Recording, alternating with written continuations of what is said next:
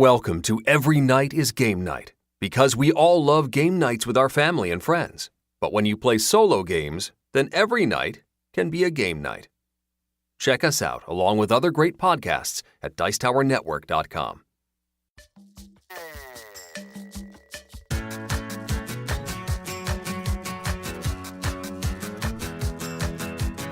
Every Night is Game Night, episode 84, Fantasy Adventure Designer Roundtable, Part 2. Yo, my peoples, what's up? Welcome back to Every Night is Game Night podcast. I'm your host, Jason. Thank you so much for joining us. In just a minute, we're going to get to Part 2 of our conversation with Isaac Childres, Frank West, and Tristan Hall, talking about big honking fantasy game adventures. We hope you enjoyed Part 1. I'm here in post-editing, just wrapped up Part 1, and we had Part 2 scheduled for the following week. But then it occurred to me, you know what? We recorded the entire conversation in one go. It was natural and free-flowing, so I made the call. We're going to drop both episodes, both halves of them, at the same time. So that is going to be double the usual ENGN content. That means we get to take a week break. Yay! We'll probably have a preview series going next week for those of you who want to keep the weekly thing going. But because of the double content, we'll be back in 2 weeks with a regular episode. All right, let's get back to it. Part 2 of our Fantasy Adventure Designer Roundtable. Awesome. So let's shift over to mechanisms. And so when I put out the call for questions, and I got all the mechanisms questions I got were they wanted to know about stuff that went wrong. Of course. For instance, Shane Anigan's, the first question that he asked was, did you have to remove anything or tweak or add an addition so that to kind of, as the game was developing, if there was something broken, did you have to like either remove something or add something? And what were some of those terrible ideas that got removed from those drafts? Yes, definitely.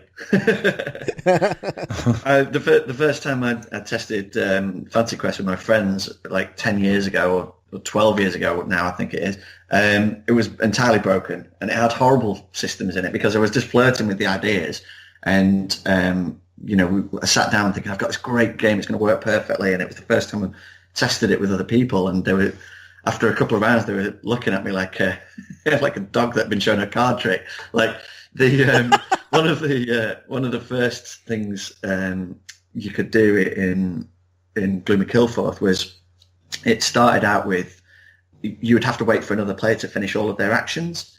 So you would have some players take like a 20, 30-minute turn whilst the rest of the guys were just sat there watching, and they'd be moving around the board, discovering things, overcoming those things, and going on to another location, and basically having this gigantic adventure whilst you just sat there and watched and waited for your turn and hoped that you could do something by the time it came around.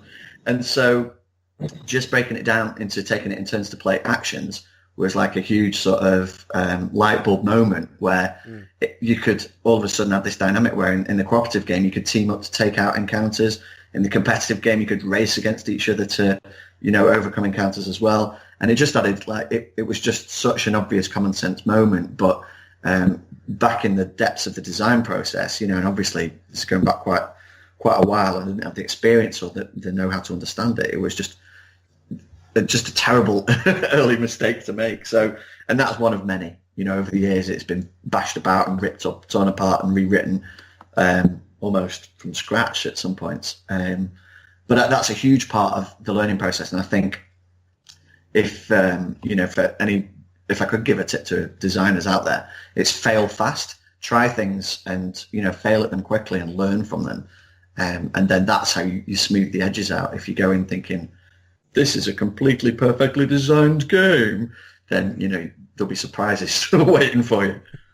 What about you, Frank? Was there anything in City of Kings, especially as your first design? I know you worked on games before and everything, but anything specific to satisfy Shane's curiosity? I mean, I guess there was lots of tiny things, and lots of mechanics kind of evolved and changed. The components changed, the dice changed to cards changed to dice, and so on. But I think the biggest change was probably the overarching what you're doing. So I wanted to create this big open world adventure where you start in a corner and it's up to you what you do. You go and quest, you go and gather resources, you trade, you build, you fight, you do whatever you want. And I created this kind of world and this storyline that you played through. And every play took about 12 to 18 hours. And it really was that big, epic, open kind of world adventure. So I guess the change was to break that into 7 stories. So you ended up playing through 7 2 to 3 hour sessions rather than one 18-hour session. But I mean, I do enjoy the long one, and I'm probably going to live stream it during my Kickstarter in the next couple of weeks. But I mean, I don't know if I'm going to sleep during it. Is there one that stands out to you of something that just like was, oh my God, I got to get this out of the game? Isaac? Yeah, I'm thinking of like one of the earliest iterations of the game. I was really obsessed with like no randomness. And like I can't think, I'm trying to think like if there's any like cooperative game that has 0 randomness. I can't think of any, but they could exist. But just the idea that like it's completely deterministic, like it becomes very boring. Like, and I sort of tried to combat that by just making it like really complex, right? So like people couldn't track all the information, I guess, which is just a really bad idea as well. So eventually I had to, that was like a very early iteration. And then like when I came back to it, I'm like, it was like a year later and I had completely changed my philosophy. So I'm like, yeah, we definitely need some randomness in here to make sure it's, you know, there's that excitement of, oh, I don't know what's going to happen. So that was a big thing for me. So then we talked about stuff that would ended up on the cutting room floor, but both Benjamin Curto and Namron Herrera wanted to know if there was any design regrets that made it into the wild for any of you guys. Or you could say no, the games are perfect as they are. To me, it's I don't know if it's a regret, but it's just like I really tried like at all steps along the way to make the game as simple as possible. Just to make the rules like as, you know, just the simplest, like any question that came up in the rules, it's like, okay, this is going to be the simplest solution. And still, you know, like you look at like the official FAQ on BGG and it's just reams and reams of questions and answers. And it's just, I don't know. I mean, I still think like it's the simplest version of the rules possible, but at the same time, there's just so much to cover in sort of that system of just, you know, tactical combat. I don't know. Yeah. So it's not a regret, but it's just like, man, I wish there was some way that even though I tried to make it as simple as possible, I had made it simpler so that there weren't like millions of questions. It's funny because you have like the kind of simpler end of the rule set, and then there's all these questions, and then Tristan released a big honking rule book with lots and lots of stuff in it, and people complain about that as well. Yeah. Can't please everybody. I think that's always the case, though. It's like as soon as a Fantasy Flight game comes out, when I subscribe to it on Board Game Geek, the first thing I'll do is go to the rules forum and block the subscription for that, because I know no matter what game it is, you're going to get like 1,000 rules questions, you know, and certainly I'd echo what Isaac said there about if there was a way to sort of tune the rules perfectly so that everybody instantly understood them, that'd be brilliant. Like in the reprint, we've tweaked the rule book again, but none of the actual rules have really changed. It's just been trying to sort of clarify the language even more, because most people will get it and interpret it and run with it, but you'll always find outlying cases. I think all 3 of our games that we're talking about tonight are complex games, you know, and they allow the player lots of choice, and that makes lots of rules arise from it that have to deal with all these outlying situations. And yeah, once if you have a couple of 100 playtesters, they'll find X number of things that you can iron out. But once you get it out there and you've got thousands of players looking at it, then they'll find even more stuff. So I think as long as we're releasing complex games, there's always going to be that, and it's just how you handle it. And I think it's fair to say that the 3 of us are quite active on the forums in responding to questions and clarifying where we can, rules, inconsistencies or interpretations. So I think that's the most that you can do from a publisher designer point of view. Be active, engage with the community, and answer what questions you can that are reasonable. It's amazing how many of those questions come from players' assumptions, which are things you just couldn't know until someone says it. And it's you sit there and go, oh well, with this deck of cards, do I shuffle it at the end of this situation? And you're kind of like, well, no, it doesn't say you do that. And then they go, well, in this situation with this deck of cards, you do shuffle them. And you're like, well, I guess I can see the logic, but I mean, where do you write that? Who do you need to tell to kind of not just add rules? And those kind of assumptions become very hard to combat. Yeah, that was something that repeatedly came up in the forums. I had a copy and paste answer actually for if the rule is not written in the rule book, don't assume that rule exists. Because people bring expectations. They played a game and that had cards and dice in it or whatever, and they'll be like, well, it must be like that game, and we'll make their own interpretation. Like Frank says, sometimes it's staggering the sort of left field position that people will come from. But it's just, if maybe they were playing another game that day and it's just stuck in their head, a deck builder or something, and yours isn't a deck builder, and all of a sudden they've got that idea in the brain. But it's so hard to sort of anticipate that, and getting an independent rules editor in, I think, is crucial. Certainly helped enormously for me with my games, is have someone who's never played it, look at them completely objectively and go through and rip them apart. I think designing a game and writing clearly the rules for the game are two very different skill sets, and I'm happy to hand off the second one to somebody else, objective to have a look at. I'm wondering if it's even possible to kind of, because I definitely totally get the point about assumptions. I'm a psychotherapist, so I work with people's inner assumptions in life all the time. So I'm wondering, because it's not is there a canon of games, right? Is there Descent, Talisman or something like that, where it's okay, these are the fantasy games of yore, these are how these games worked, and this is the knowledge that people are bringing to your games. Do you think it's even possible to kind of go back and map out people's assumptions on some level, or is it just there's no way, it's not even going to work?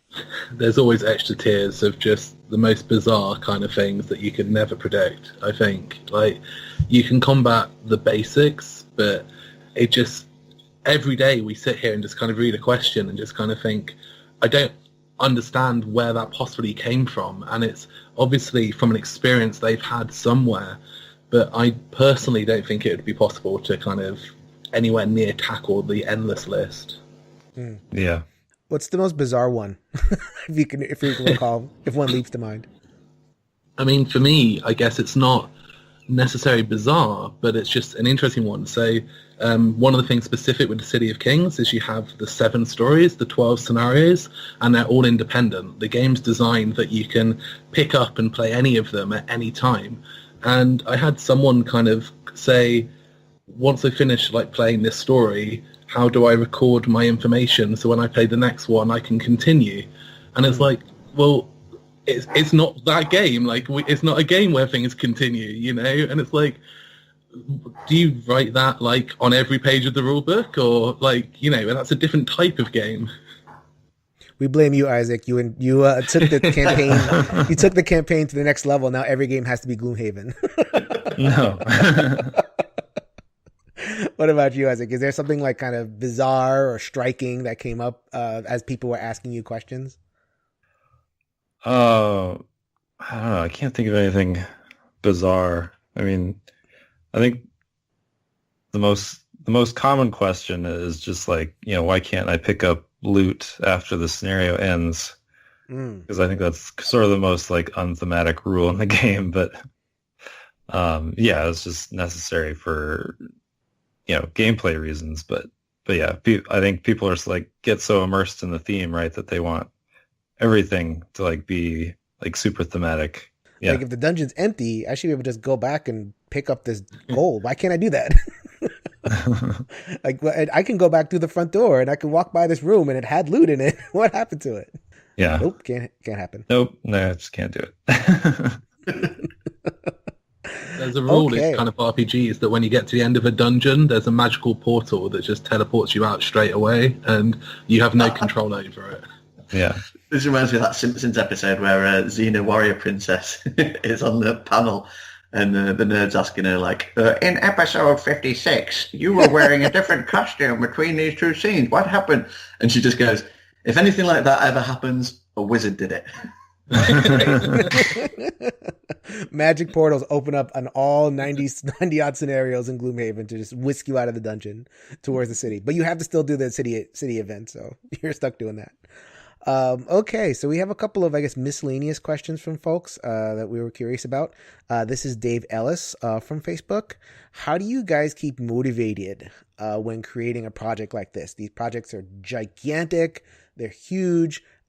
We're assuming that you're doing them in the midst of full-time jobs and responsibilities and all that kind of stuff. So how do you, is there anything specific besides, like, kind of general passion stuff? Is there any specific things that you guys recall doing to keep motivated to finish off these humongous games in the midst of your lives? Probably gaming, to be honest. Like, playing other games is the biggest motivator, because we're lucky enough to be in a position where we're standing on the shoulders of all the giants that have gone before, and all these great game designers that have been producing games for decades and stuff. So in a way, we can sort of pick and choose from all these different brilliant ideas that people have had for games, and put our own spin on them. There have been fantasy games before, and we've made this sort of, I don't know, next generation of them or whatever. So I think I tend to get inspired by, or stay motivated by having, like, simple things. Like, every Thursday we've got Sacred Game Night, and we're just, no matter what it is, even in the middle of a Kickstarter or whatever, the guys will come around and we'll play some games. And You called it Sacred Game Night? oh yeah, it's, it can't be violated. If we go on holiday, I have to Skype into a game night. No. But it's just, if you hit a mental block when you're designing or writing or any of that stuff, and then you go and play a different game from your own, it reminds you, that that's what you're doing it for. It's for the passion and for the love of it, and because you play games, you enjoy them. So if you're sort of butting your head against a wall, I think a great thing to do is come away, and whether that's video games or movies or books or board games, get away from it and remind yourself what you're passionate about, and then take a breath from it and come back to it. That's certainly how I would have stayed motivated through designing any of my games, is playing other people's and having other influences and other ideas, other reading. And yeah, and I don't know if I gave the impression before that I don't play video games. That's not true at all. I'm absolutely hooked on Persona 5 at the moment, and I love video RPGs. So yeah, that's another way for me to get motivated, is to play, sit on the PlayStation till 2 a.m. How about you, Isaac? Any motivational secrets? Sure. So I don't know. Yeah, it's sort of weird for me. It's just when I was designing Gloomhaven and sort of, sitting at my computer like all day, every day, like coming up with scenarios and all that sort of stuff. It was just sort of this motivation that, like, on a larger sense, that like the board game industry was like continuing to grow, and I needed to like get my foot in the door before it was too late, before like everything was too crowded, and so it's just like I need to get this done like as fast as possible. I mean, also obviously make it good, but just ignore all other responsibilities to just work on this thing and get it in front of people. And that's sort of and I mean, it worked, I think. So that motivation was definitely successful. But now I sort of have to think about other things. Like now, okay, I have the number one game on Board Game Geek. Like, what's my motivation now? Like, I no longer need my foot in the door. Like, I'm through the door. And you kick down the door, man. And so nailed it to the wall. It is a little hard for me now to find motivation. I think you actually see that a lot in other creative fields as well, where sort of once somebody becomes successful, like they're work ethic sort of starts to drop off. I mean, I don't want to say like George R.R. Martin or anything, but I will. Get off the pool, man. But anyway, so now it's sort of interesting to try and like come up with like different forms of motivation. And so now I'm just trying to like have like a regular playtesting group, that meets, regularly. And, so I need to like come up with new content. I need to, iron out this rule or that rule or this mechanic or that mechanic before, we meet every week. And so that's helping me stay motivated for now. I think of Tom Brady, the most successful football player in history. People ask him, what is your favorite championship? And he'll say the next one. It's like, whoa, this guy's intense. So he needs to get the next game, the next number one game out there. Well, who knows? Frank, what about your motivational secrets, things that kept you through the city of games? And yours is especially interesting. I recommend both Isaac and Frank have appeared on the Board Chitlist podcast. I remember Frank's interview, you were saying like, you really kind of put a lot at risk in terms of like your career and all that. My motivation was basically jumping in front of a kind of gun in that sense. I mean, I looked at my project and kind of said, I want this to happen. And for this to happen, I can't have a job. It needs to become my job. So I quit my job, kind of threw away the business I was running at the time, and then just said, well, in a couple of like months' time, I'll launch a Kickstarter and I need to kind of do everything I can to survive. So that was my initial motivation. And I think now, obviously, I spend 12 hours a day kind of working on things. And as Tristan said, just playing games. And as Isaac said, I have a weekly kind of playtesting group and just making sure there's new content and stuff available for that.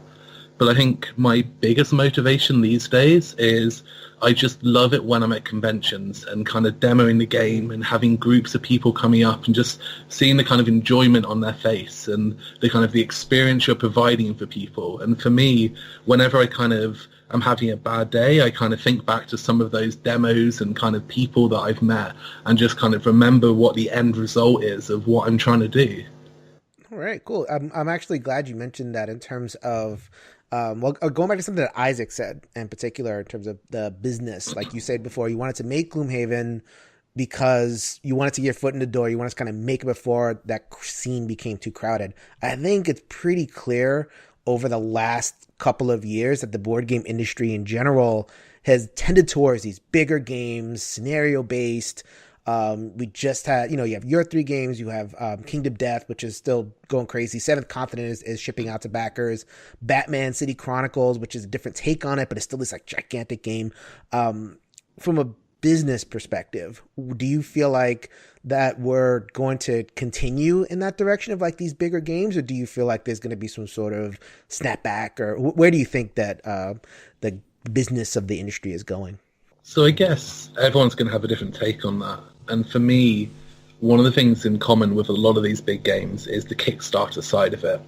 And I guess my view on it is when you're making a smaller game and it has less content and it's kind of you play it for less time, and it can be the best game ever, it can be an amazing little game, but people aren't going to spend hundreds of hours playing it. They're not going to spend hundreds of hours reading the rules and discussing it and watching videos because it's much smaller. So when you get to these bigger games, like Gloomhaven, City of Kings, and kind of Gloom of Killforth, and they're games that you can play for endless hours. And when they're on Kickstarter, there's hundreds of images or stories, and there's so much depth that they're so much easier to share and discuss. And because they're easier to share and to discuss, they spread more, and more people talk about them, and more people spend more time looking at them. So I think it's the nature of a big game has so much more that can be talked about and shared, that when they kind of do something right, that they can just become a huge kind of massive socially shared marketing thing in themselves. So I don't know if it's necessarily because people are doing big games, but for me, I think that by default, a big game is easier to become bigger. Do you feel like that's where the board game industry is going, though? Like, I mean, it's obviously gone there in the last couple of years. Do you feel like that's going to continue, or is there going to be a snapback? I mean, we could just see these things all the time. Like I see projects that are coming out this year, like you have Paths of Iridia, which is kind of, taking a crack at another crack at the open world thing. Hopefully it's not 17 hours. And, a bunch of these other bigger games. I mean, is that where we're going, or maybe not? It doesn't seem to be letting up, does it? I mean, Zombicide Invaders just launched this month, and that's going to be another multi-million-dollar miniature fest from Come On. And they seem to be pretty much monthly now, these gigantic plastic-filled projects where the games are getting bigger and bigger. And I've noticed as well, like the pledge levels kind of go off the charts now. It used to be 50 quid for a board game, then on Kickstarter it's like 100 quid, and you get like an expansion. Now the people don't think of anything of running a Kickstarter where the upper tier is £500 or £600, to get 15 expansions all thrown in or whatever. So I think as long as people have the disposable income to chase things like that, then that's unless the arse drops out of the market, or shipping from China suddenly becomes untenable. It looks like these big projects just keep going. From my point of view, I don't think every game I'm going to design is going to be big and I'm going to make it bigger and bigger.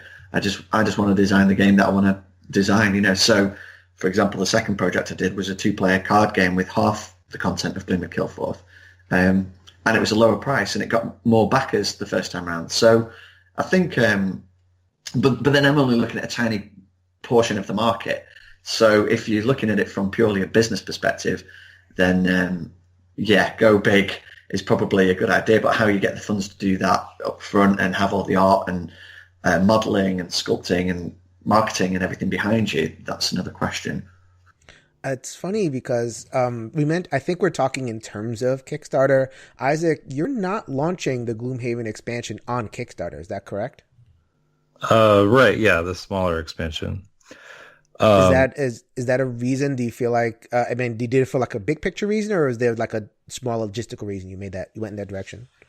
Yeah, a big picture is, I don't know, I'm just trying out different models. Like I just want to see like what direct to retail is like, and whether that is profitable. And in terms of like a smaller expansion, it was just the Kickstarter is a lot of work, and so I wanted, at least for this thing, to just have it be as little of work as possible, so I can continue just working on the big expansion that I'm working on, and not have a Kickstarter take over like a year of my life or whatever. Oh, so there's more Gloomhaven coming. Well, yeah, sure. But yeah, I think this conversation is definitely, it's I think big box game for Kickstarter is sort of integral to bigger box games. Like I don't think bigger box games necessarily work very well like in the sort of traditional marketplace of retail stores, just because you're talking about retail, you're talking about shipping it from the manufacturer to a warehouse and then to a distributor and then to a store, and if it's a bigger thing, like it's going to cost a lot more excuse me, along all those steps, and then it's going to take up more space in the store, and there's probably like a smaller, or at least by volume, there's going to be a lot smaller like profit margin on that space you're taking up in the store. And I just think it's just less viable. I think brick and mortar stores their lifeblood is like smaller card games that they can just sell a lot of, like impulse purchases that people come in and say, oh yeah, sure, I'll pay $10 for this. Like, you're not going to have somebody who walks in off the street and says, oh yeah, I'll pay $200 for that. Like it's just not something that happens. Like, you get people to come in and, they research it and they're looking for it and that's what they want to buy, but that's not where the majority of brick and mortar sales come from. So yeah, I think it is, the success of like the big box game is definitely based on the internet and pre-sales that you can make. Also from the perspective of it takes a lot more to manufacture them, and so it's a lot harder to do that without pre-sales and getting the money up front. So yeah, I think as long as Kickstarter exists, which I think that it'll stay around for the foreseeable future. I don't see any reason like I don't see it as like a bubble that's about to burst or anything. So I think as long as it stays around, yeah, we'll definitely continue to see these giant, massive games. I guess Tristan, Frank, you guys on the same page. Kickstarter is here to stay. That's going to kind of shape board gaming for the next little while. Yeah. Well, the Seventh Continent guys and the guys who did Conan back up what Isaac just said there 100%, because they've basically said they can't do retail deals because of all those extra steps discussed. They end up losing money on retail deals because the weight and size of the game and all those other factors. So I guess, and they're the guys who are, some of the guys who are making millions of dollars on Kickstarter as well. So that's obviously crucial to their business trajectories, that they get the crowdfunding funds up front and then they're able to go and make these gigantic games specifically on Kickstarter and not at retail. So yeah, and I'm not sure where that leaves the business as a whole, but yeah, it does seem like Kickstarter, and if for some reason Kickstarter went under, there'd be another crowdfunding platform. There's already alternatives, isn't there, like Indiegogo and things like that. I've not actually used those, but there's plenty of other alternatives around. Yeah. Okay, so a couple of questions to wrap up, looking towards the future. Got a question here from Jason Brown, who is, by the way, really, really active. I'm sure you guys have fielded questions from this too, because he is all over the place. Good on you, man. Okay, so you guys all kind of have this big adventure game that you debuted with, or was one of your early catalog, brought something new to the table. Who do you see besides, the people in this room, so to speak, in terms of designers or publishers or publishing houses as leading or innovating in the adventure genre? Is there a particular person or entity that you get really excited whenever they come up with anything new? You have anything come to mind in that respect? Adam Poots, Kingdom Death. That's the reason I ever that was the first Kickstarter I backed, was Kingdom Death Monster, and it was a total gamble, or it felt like it was a gamble back then, because this guy hadn't released a rule book. It was just some ideas about the world that he was producing. He obviously had the history of being a miniatures guy, and he was doing these world-class quality miniatures for years beforehand. But after paying the money on Kickstarter, he went away for 3 or 4 years or whatever it was. And to be honest, at that point, I'd kind of almost forgotten about it and expected this box to arrive with beautiful miniatures, but didn't know what the game was going to be like. And the game itself is absolutely fantastic, and sort of was a re-implementation of lots of different ideas from lots of different genres. And so now I'm really excited by the idea of anything that he's going to produce, because it was just so different and unusual and ballsy, really. The sort of graphic artwork and adult theme and everything was very different from anything we'd seen before at that point. And I would, of course, say Frank and Isaac as well, but you said specifically outside of this room. That's right. I mean, well, obviously, serious pulp and Seventh Continent is yes, most certainly innovative in everything that it does. So definitely hats off to those guys. But I don't know. For me, I'm more of a Eurogamer, which is weird, because I'm most well known for this giant, tactical combat game. But Eagle Griffin just announced Vital Lacerda's new game, Escape Plan, and I saw the sort of the mock-up of the cover for that by Ian O'Toole, and I just went bananas. I'm like, oh my god, I need to get this game as soon as possible. So I think Vital Lacerda is probably who I'm most excited about seeing a new game from. It is obviously not a not a fantasy designer at all, but anyway, that's the first thing I thought of. But in terms of things you can import from, because I think one of the questions that I kind of missed, I can kind of work it in here, is that fantasy is big. It's not a constrained genre. So whenever somebody makes a Western game, it always has to have playing cards or poker or some element of that. Or it doesn't have to be, but that tends to occur a lot. With fantasy, it just feels like an open like book. Like you just include anything. You could do a Euro take on it, very puzzly take on it. You could take like, total randomness or whatever. That whole spectrum just seems to be able to absorb fantasy. So I guess, any designer or any medium, you just look forward to that. It's like, okay, I can, whatever it is, I can bring it into fantasy, I wonder if there's anything that wouldn't fit, or is fantasy so big that it could basically fit anything? I think, like me, and going back to the last question as well, I'm not someone who follows specific designers or publishers, really. I'm someone who just follows, like, as much as possible. I love to just see the new things that are coming out from everyone, and I like to play as many different types of games as possible. I'm someone who plays very few games more than 3 or 4 times, but I try and play hundreds and hundreds of new games each year.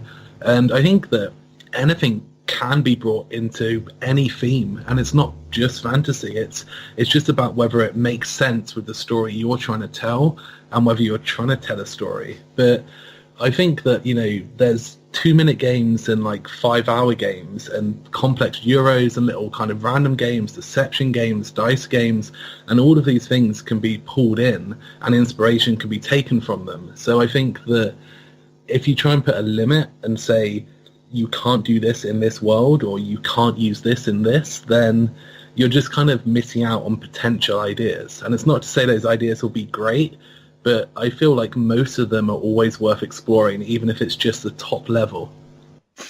Yeah, I agree. And I think I would add to that just the idea. I mean, just the fantasy is such a large sort of nebulous theme. I mean, you could fit almost anything inside of fantasy in one way or another. So yeah, it makes sense that you can also pretty much fit any sort of game mechanic or whatever you want inside of that as well in some way or another. Mm-hmm. So this is the last question. This is one that I was very curious about. So you guys all have these big games, and you all have a different take on that big game. So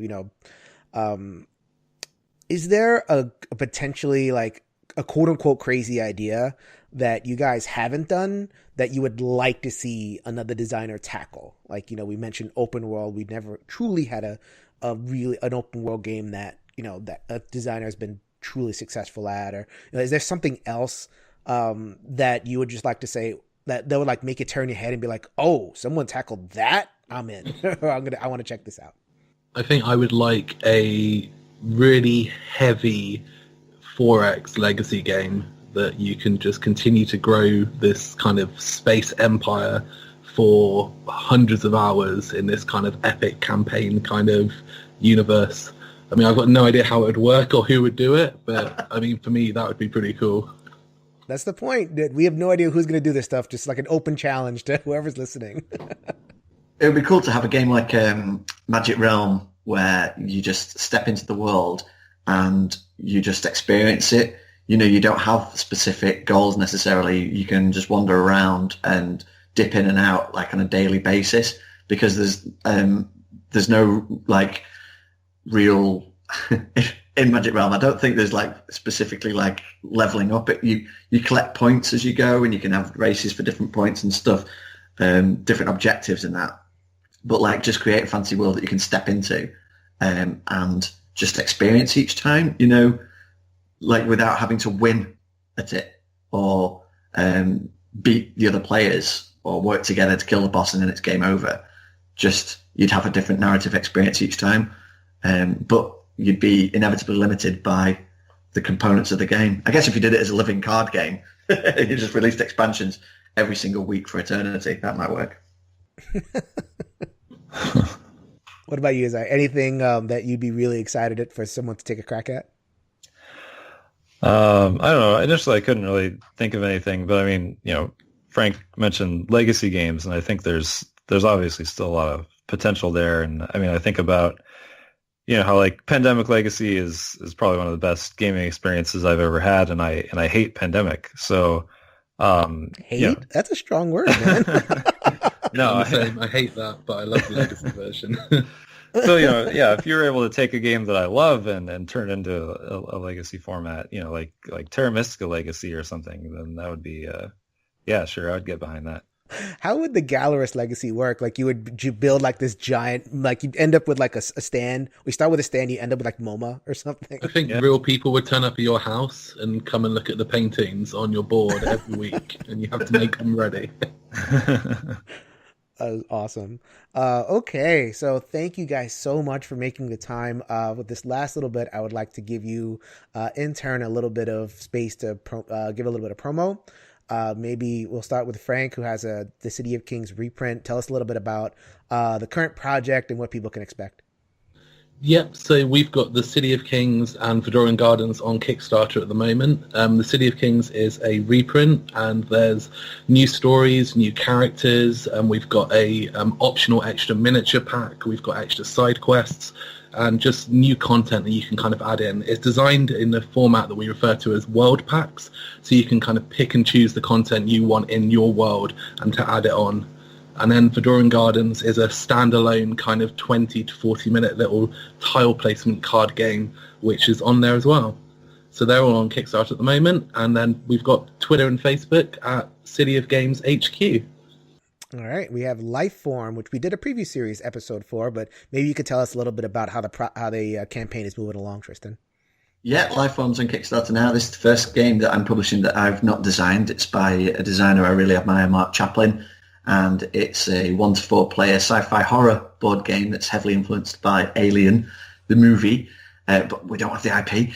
It's currently well over 200% funded on Kickstarter. We've got like nearly 1,000 backers, and it's a really cool game with hidden movement where the uniqueness of it is one player plays as the Lifeform, which is unstoppable. There's no hit points or combat or anything like that.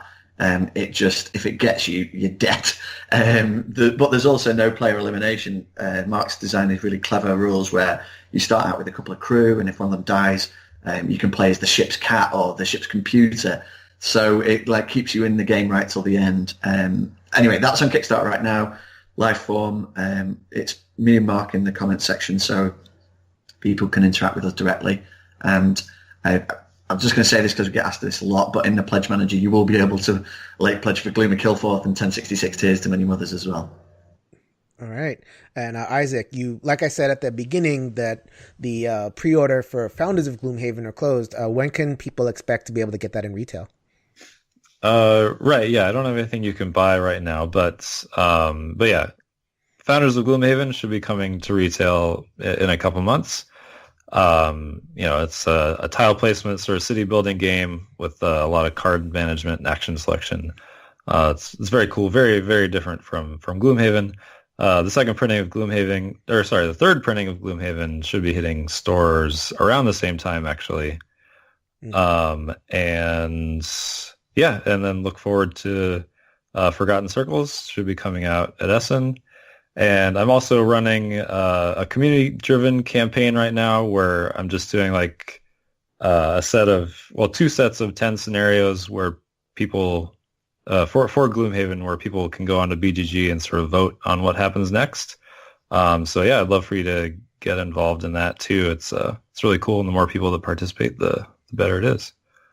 Actually, thank you for reminding me of that. I'm going to splice this question into the main body of the thing, because I know you ran I think it was during the second printing in particular that you ran like a 28-day scenario thing. Yeah. Frank, you also did a live play during the Kickstarter of your game. Do you guys have any kind of, you want to talk about that experience and some things you learned, some things that went really well and some things that went not so well?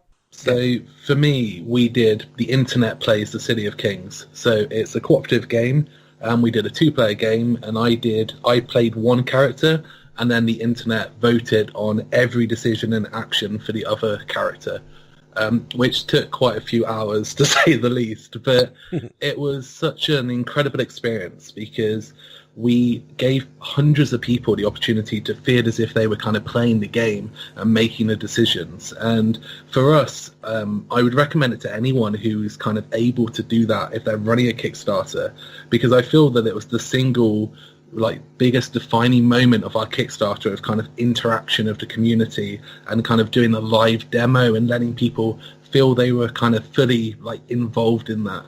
So I think it was like amazing experience for me, and I think it was great for other kind of creators to do similar things. So like it's a massive pain in the butt. Let's just be honest. It's such a like a huge undertaking. Lots of you have to coordinate people, and maybe if things kind of get a little bit out of control and chatter, all sorts of stuff can kind of go wrong. Would you say that it was worth it in terms of fan interaction and all that kind of thing? Completely.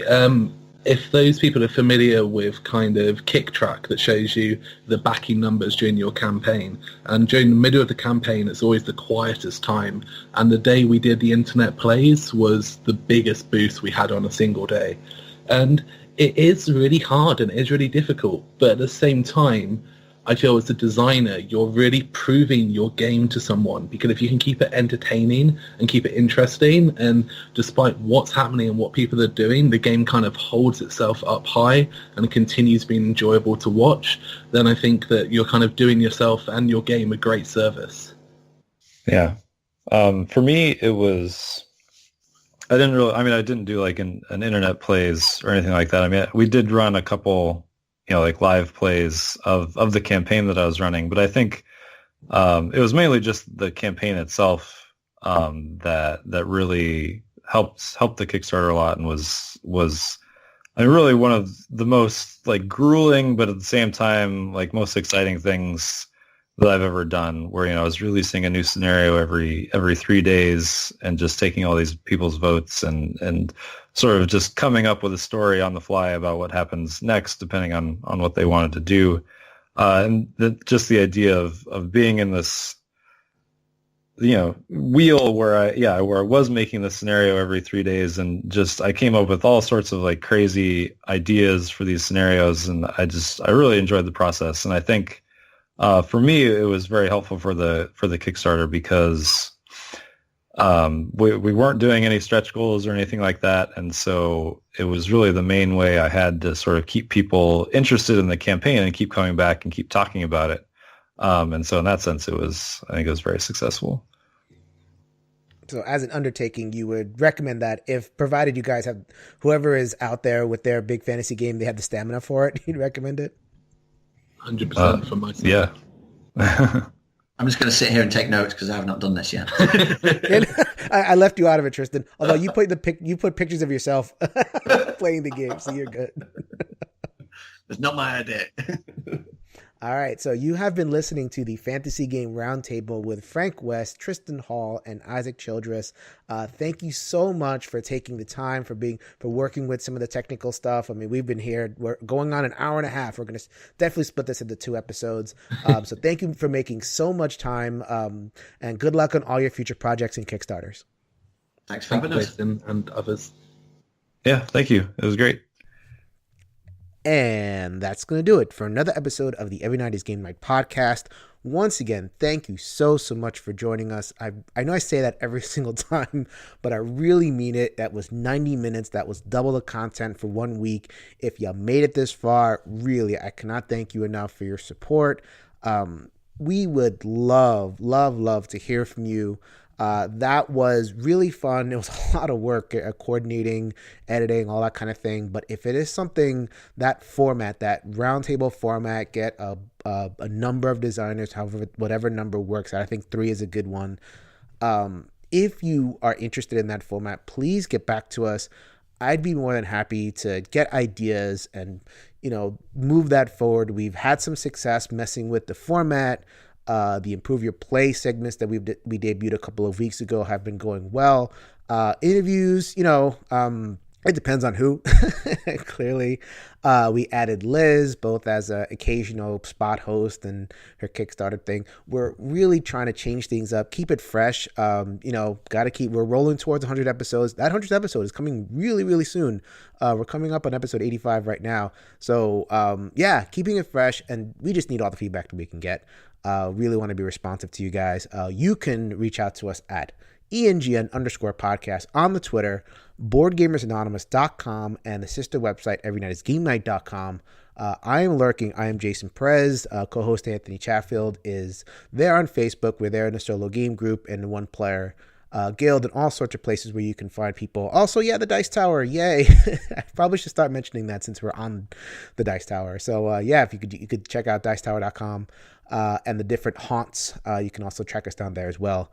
So that is going to do it for this week. We will see you in 2 weeks. Until then, go ahead and grab a solo game off the shelf, and let's make every night a game night.